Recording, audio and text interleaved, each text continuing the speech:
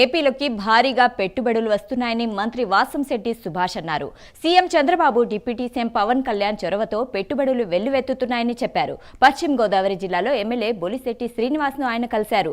తాడేపల్లిగూడెం నియోజకవర్గం అభివృద్ధికి బొలిశెట్టి శ్రీనివాస్ ప్రత్యేక శ్రద్ధ తీసుకుంటామన్నారు. రానున్న కాలంలో ఏపీ మరింత అభివృద్ధి చెందుతుందని చెప్పారు మంత్రి.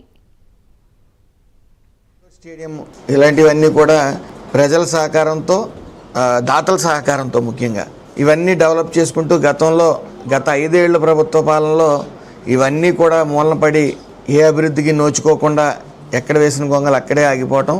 మరి ఎమ్మెల్యే గారు అలాగే కొంతమంది దాతల సహకారంతో మరి ఇవన్నీ సుమారు 5 కోట్ల వ్యయంతో ఇవన్నీ కూడా అతి త్వరలో ప్రారంభం కానున్నాయి.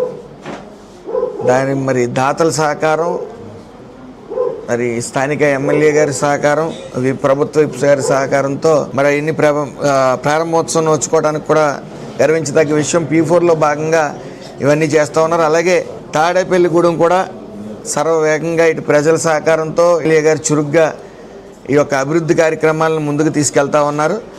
అలాగే రానున్న కాలంలో మనం చూసాం, అనేక పెట్టుబడులు రాష్ట్రానికి వెల్లువలా వస్తూ ఉన్నాయి. రానున్న కాలంలో అనేక పెట్టుబడులు తాడేపల్లిగూడెం కూడా రావడానికి సుముఖంగా ఉన్నారు.